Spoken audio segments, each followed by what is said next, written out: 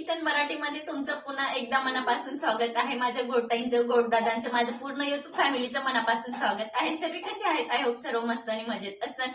आज आपण मिरचीचं लोणचं बनवणार आहोत। अगदी वर्षापेक्षा जास्त टिकणार, अगदी नेहमीप्रमाणे रेसिपी खूप साधी आणि सोपी आहे। चला मग न वेळ घालवता आपण रेसिपीला सुरुवात करूया। माझ्या चॅनलवर नवीन असाल तर प्लीज चॅनलला सबस्क्राईब करा, जेणेकरून माझ्या नवनवीन रेसिपीचं तुम्हाला नोटिफिकेशन मिळेल। सुरुवातीला आपण आता मिरचीला लागणारा मसाला तयार करून घेऊया। मिरचीच्या लोणच्यासाठी इथं मी 2 टेबलस्पून बडीशोप घेतलेली आहे, 2 टेबलस्पून धणे घेतलेले आहेत, 1 टेबलस्पून मी इथं जिरा घेतलेला आहे आणि 1/2 टेबलस्पून इथं मी काळी मिरी घेते। आता आपल्याला सर्व साहित्यांना खमंग भाजून घ्यायचं आहे। अगदी कलर वगैरे चेंज होत तोपर्यंत भाजायचं नाही, गॅसची फ्लेम लोच ठेवायची आहे, खमंग भाजून घ्यायचं आहे। या पद्धतीने भाजलं की आपल्याला जे आपलं मिरचीचं लोणचं आहे ते वर्षापेक्षा जास्त स्टोअर करू शकतात। त्या पद्धतीने भाजलं तर बघू शकतात गॅसची फ्लेम मी लोच ठेवलेली आहे। अगदी आपल्याला 3 ते 4 मिनिट खमंग भाजून घ्यायचं आहे या पद्धतीने। हे लोणचं जर तुम्ही रोजच्या जेवणामध्ये वापरलं तर रोजच्या जेवणाची चव देखील वाढू शकते।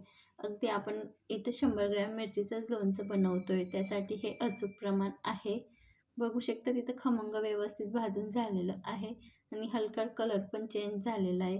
या पद्धतीने आपल्याला भाजून घ्यायचे। आता आपण हे एका प्लेटमध्ये काढून घेणार आहोत गार करण्यासाठी।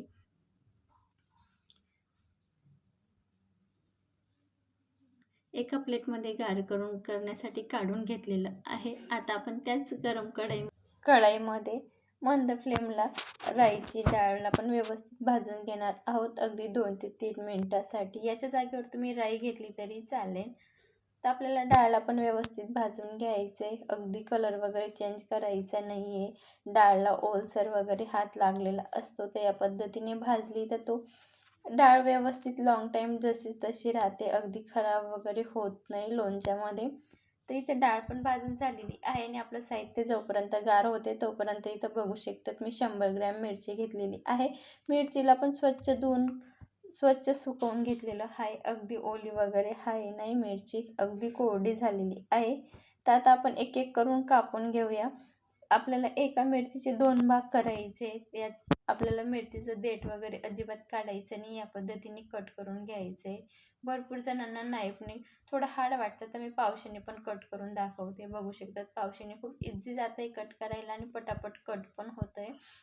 तर आता आपण या पद्धतीने सर्व मिरची अशी कट करून घेणार आहोत। तर इथं मी मिरची कट करून एका भांड्यात काढून घेतलेली आहे आणि जे आपले बडीशोप, धणे वगैरे जे भाजलेलं होतं ते पण गार झालेलं आहे, त्याची पण आता आपण एक मिक्सरला पावडर बनवून घेणार आहोत, अगदी भरड टाईप, जास्त आपल्याला बारीक वगैरे करायची नाही आहे। इथं पावडर बनवून तयार झालेली आहे। आता आपण मिरचीमध्ये ॲड करून घेऊया।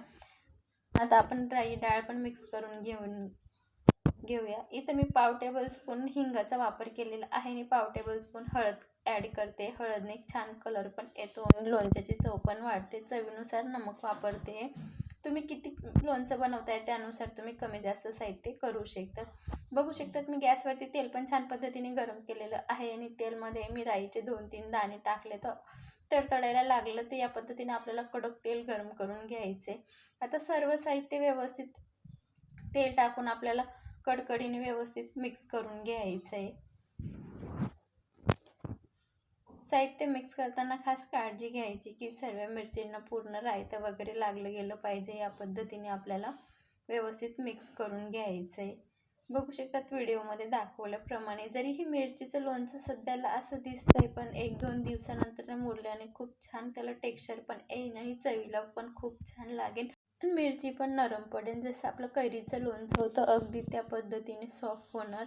इथं मी 1 टेबलस्पून किसलेला गूळ ॲड करते, याच्याने अगदी थोडं गोड चव येईल, अगदी तिखट गोड असं टेस्ट लागेल। तर इथं आपलं लोणचं बनवून तयार झालेलं आहे। शेवटी मी थोडी अर्ध लिंबाची फोड पिळते, याच्याने लोणचं लवकर खराब वगैरे होत नाही आणि याच्यात थोडा खट्टा पण टेस्ट येतो लोणच्याचा, आंबट, गोड, तिखट असं लोणच्याचं टेस्ट येणार, त्यासाठी इथं लिंबू तर आवर्जून घालायला पाहिजे। बघू शकता तिथं आपलं मिरचीचं लोणचं बनवून तयार झालेलं आहे।